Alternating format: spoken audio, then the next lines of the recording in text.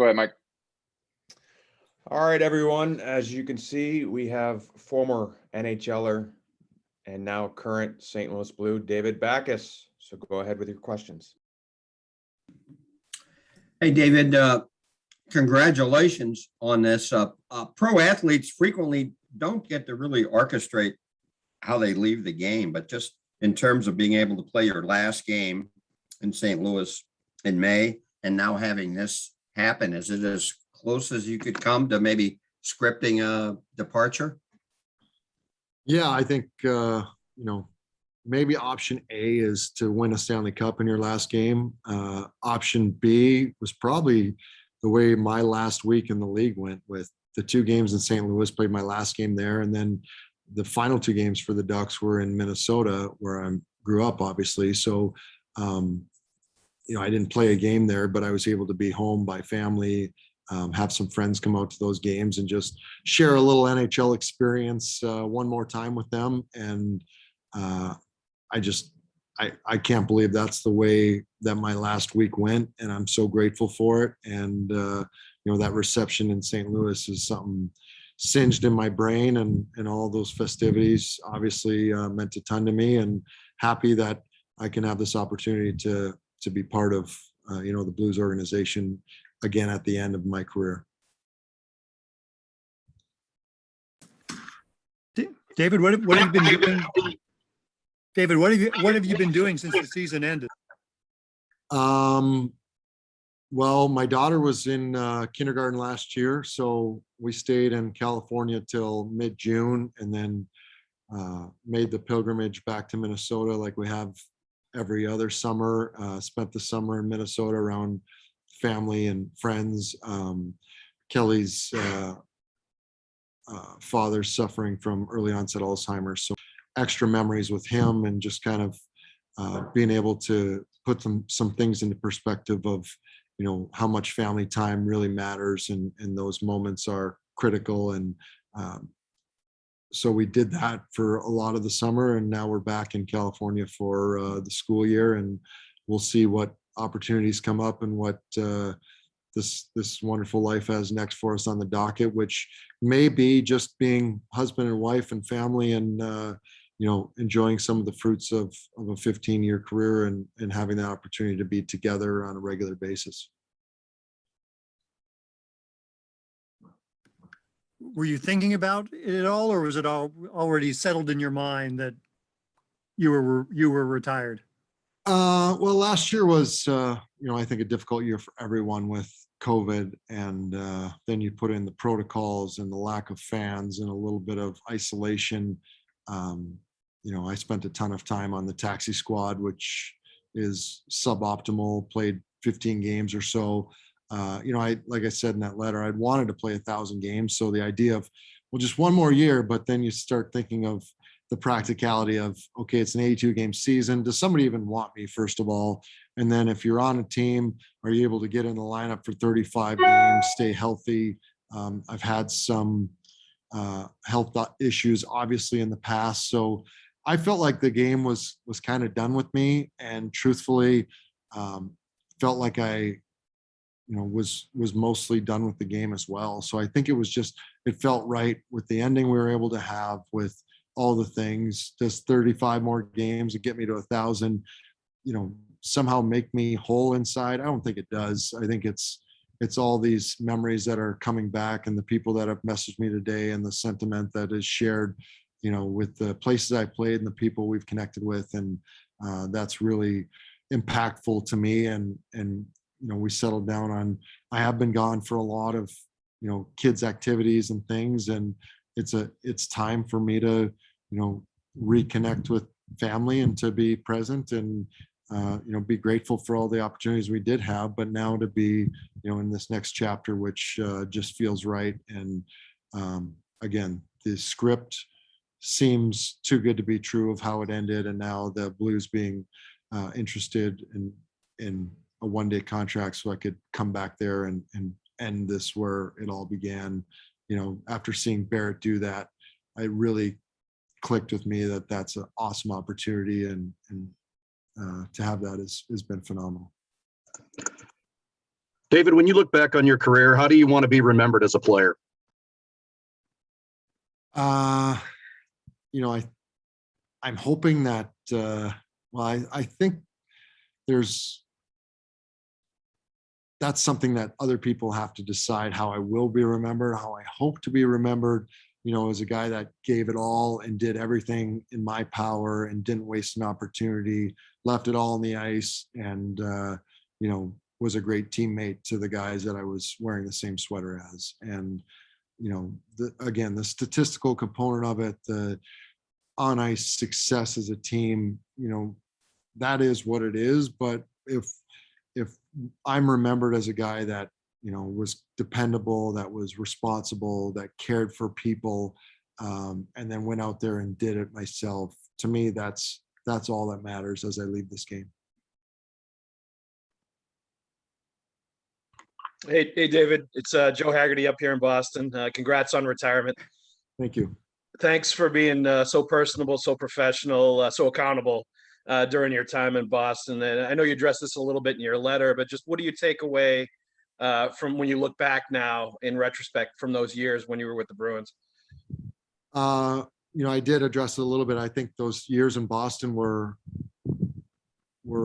I'd say humbling in a few regards. First of all, guys, I'd spent the first 10 years of my career in St. Louis, never had to move. Once I knew the community relations guy or the public relations guy or the security guard or, the general manager, assistant general manager, training staff, like those are my guys, and those are my guys for 10 years. So maybe you got a new face, you had to learn one new name, or you had to learn 6 new prospects that were in camp. But for me, it was, those are all new things. You don't bring those people, nor the people that are away from the game, with you to the next city. So I got a new respect for the guys that changed teams frequently.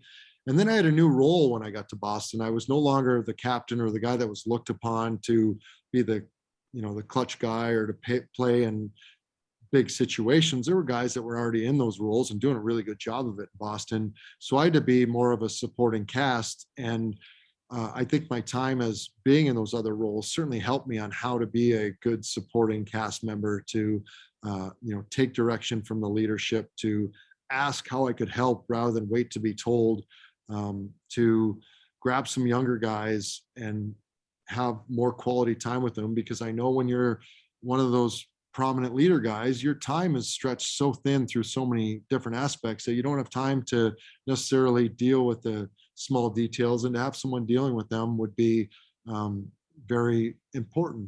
On top of the on-ice roles of less playing time, less critical minutes being played when the game was on the line, was humbling, but also, I wouldn't trade it for anything.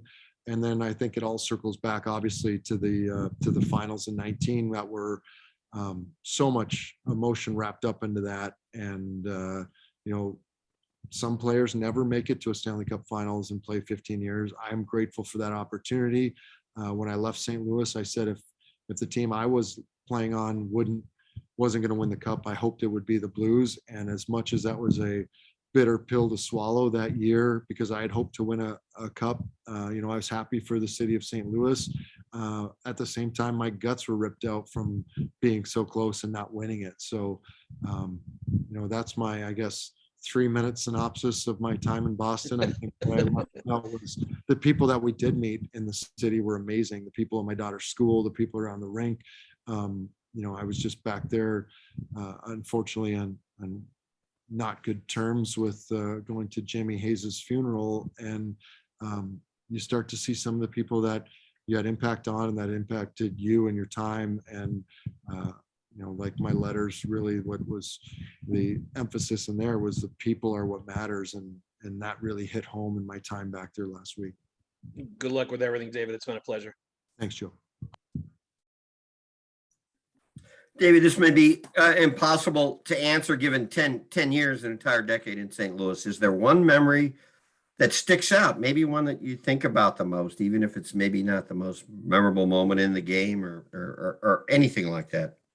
The one moment to me is in 2016, the Game 7 against Chicago in the Scott Trade Center, and everything leading up to that, knowing, everything that rested on that game. And I truly believe if we don't win that game and the lack of success we had in the playoffs in years prior, that it might be a complete teardown of that team, because we just couldn't get past Chicago, and we couldn't get past Chicago, and maybe they get some more momentum from winning that first round and they win another cup. And, there's a lot of things that really pivoted on that game. Instead, we win.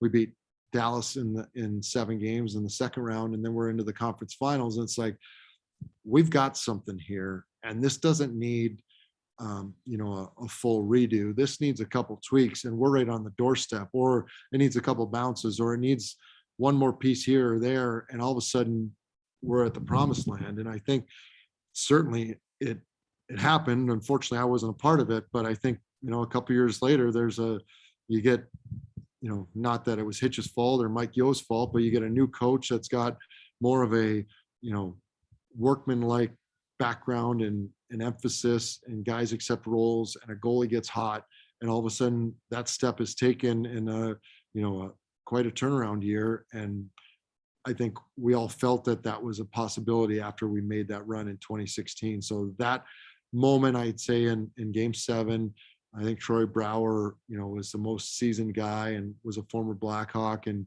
had a big game. That game was, all those memories of going in that game, the nerves, and just being on cloud 9 after that game are certainly burned into my brain. So as strange as the circumstances may have been in 2019, when you're on the opposite team, when you're playing for Boston, do you take at least some measure of pride in helping to lay the foundation for what happened that year? I mean, I would say as all scars heal, that became more of a prominent thought. I would say it was a good 6 months to a year after that for me to wrap my head around that and to get over, I don't want to say bitterness, but just the disappointment and all the, my own emotionals that were real and raw and in my brain, and, the experience that I had in the finals that was suboptimal, to kind of start to patch that over, and then to start to see some of the glass half full moments that happened, and how blessed I was to play in a Stanley Cup final, and to see that the Blues did get a cup, and how grateful the team was, and where the organization and all the work that had gone into 50 plus years had now culminated in that ultimate trophy. And there are no more St. Louis Blues, no cup trophies or jokes being made. And that to me was then a little bit of solace on that defeat. But in the moment, it was not very prevalent at all. David, for a lot of us who were there that day, I think one event that always will stand out is you and the pig. Piggy Smalls. I remember Piggy Smalls, and he took a poop in Hitch's office, which is kind of an exclamation point on that whole thing. For those that aren't intimately aware, it was in Chicago. We were down 5-0 or something like that, maybe late in the second. Maybe been 5-1, maybe 5-1, and someone was supposed to write "roar back" in a tweet, and it ended up being "roar bacon." And we happened to have a friend in town, Miss Mano, that had a pig, and so I was like, "Can you bring that to the rink? That would be great." And so we just built on it. We had her little pet pig in the rink and let him walk around, and he pooped in Hitch's office, which again was better. And that's one of those moments that Billy Guerin kind of taught me that you got to have fun with this opportunity and what you have here, and enjoy every moment of it. And so I was able to pass it along a little bit with the pig at the rink. it was an enjoyable day. Yes. David, you had mentioned, impacting players throughout your career, and you look at guys like David Perron, TJ Oshie, Kevin Shattenkirk, Alex Pietrangelo. These are all prominent players in the league now. Do you take any pride in impacting not only their lives personally, but professionally as well, and to see where they are now and the closeness and the relationships you've grown with some of those guys, Jaden Schwartz as well? I know there's many others. Yeah, the list you have stated, guys, and I think the friendships that you make when you play together are everlasting. And then, to see some of those guys succeed in the professional realms of their hockey careers and know that they're passing that along to the next generation, because they're just good quality humans. And to connect with those guys, that really hit home for me last year when Kevin Shattenkirk and I were able to reconnect in a professional level with the Ducks, and just that mutual respect and admiration that we have for each other of, we got an opportunity to play together again. And that was kind of full circle for our relationship. And now he's still in town playing, and I'm, going to be watching. And now I get to be a huge fan of those guys and cheering them on, and hoping for their success, so that, I can have a little bit of a side saddle for what they're able to do in their careers. And those are, again, opportunities that I'm so grateful that I was able to take and to pour into some of those guys to help them along. And hopefully it was equally enjoyable for them along the ride. Hey, did you pick today for this? It's the anniversary of the day you became captain with the Blues.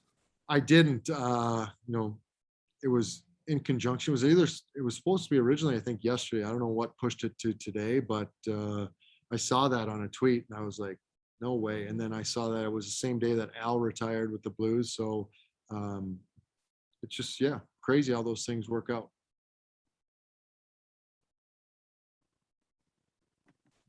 David, how special was it in that game in May to have the Blues line up? It was a kind of a crushing loss at the time for the Blues, but you don't usually see that unless it's the end of a playoff series. Yeah, I think that was instigated by Ryan O'Reilly, and just showed me some of the class and the old school mentality he has, that after a game you can have that respect and you can quickly bury the hatchet and shake hands, because there's things that matters more than just wins or losses at times. And getting through some of those guys, some of them were, I don't want to say, I was grateful for all of it, but it was, a Zach Sanford who scored the game or the goal in the finals. That's what came to mind when I shook his hand in that line.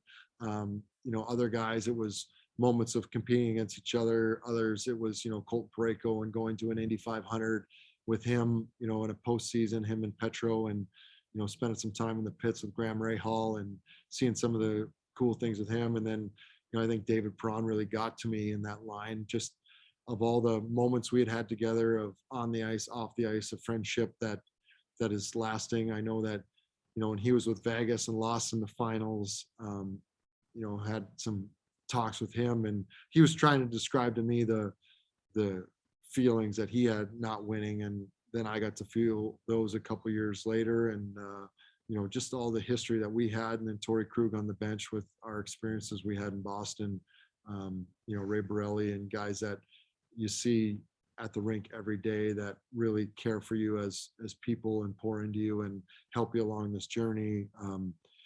My parents and everyone that night, it was an awesome night. So the Blues lining up for handshakes really meant a lot to me as well. And, I think that's good leadership by Ryan O'Reilly.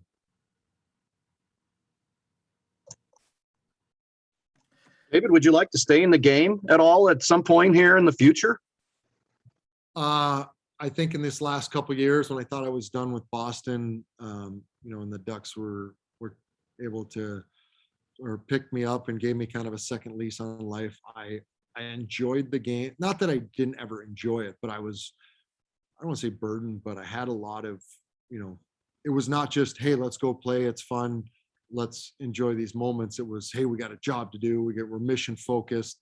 And this last year was like, I'm gonna have fun doing this. And there's gonna be times when it's gonna be tough moments, but we're gonna enjoy those too. And in this last year, I was able to do that. So I became a fan of the game again, and I just realized how awesome the game was. And I think I started to realize that some of these guys, and I'll use this word loosely, is I hated on other teams, because I think in my competitive brain, I had to say, I hate that guy, I don't like him. I needed to diminish his abilities so that I could feel like I could conquer that task for the night. I started to become fans of those guys as well, and appreciate some of what they do, whether they were on my own team or on the other team, of like, this is I can appreciate their abilities. And so to come full circle, what I like to coaching is kind of, to me, it's more travel and more time than when I was playing. And my ideal goal number one is to be present with my family and my kids. And then if I can stay in the game in some role that allows me to do that, that would be incredible. It may be a year or two down the line, but I do love the game, and I'd love to be some sort of influence on a team setting, because that's really what I relished as part of the game the most, was that team setting and saying, hey, it's me and my guys against you and your guys, and we're going to win in whatever way we have to. So maybe in time, but immediately I think we're going to spend a year as a family. So thank you for that. David, I understand you're on a call with the I guess Blues fans or season ticket holders. What was that like? And two, what's it like as a pro athlete now? You can come back to St. Louis in 5 years, 10 years, 30 years, and they're going to love you. What's it like to know you have that unconditional love from these fans? Yeah, the season ticket holder call was first of all the largest Zoom call I'd been on ever. Second of all, it was great just to see that response of people that wanted to ask questions and wanted to hear what Joe Vitale and I were talking about for a little while before they got to ask questions, and just to hear their support of me as a player and as a team, and to see their continued support of the team and the organization that has had 50 great years plus in the city and is only going to have more going forward. So I'm grateful for that. Sorry, the second part of the question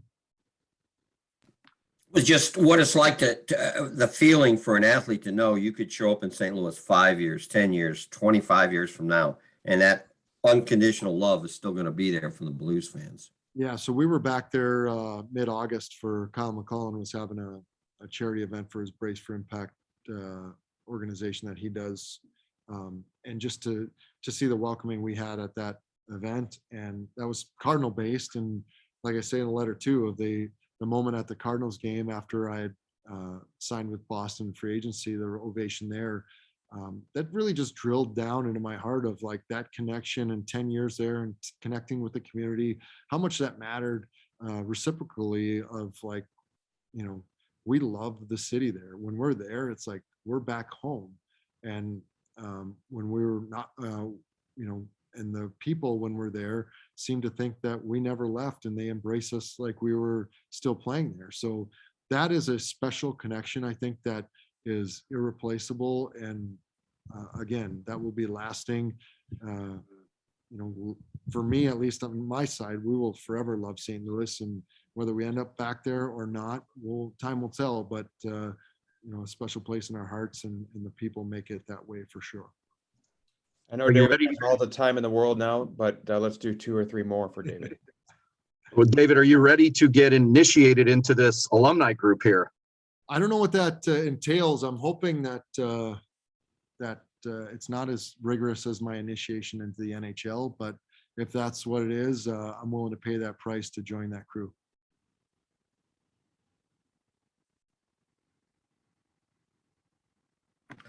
Do you anticipate maybe playing in any future alumni games here? I would love that. I've got my bag. I brought it with me in case I need to ramp up for some action. No promises on my skill level. I guess it was never during my career anyway, but I'd love to represent the Blue Note and or any of the other organizations as well for alumni games and appearances, and whether that's furthering the game or helping out some other endeavors along the way. I'd love to be a part of those types of appearances, and that's always been something I've been a huge fan of.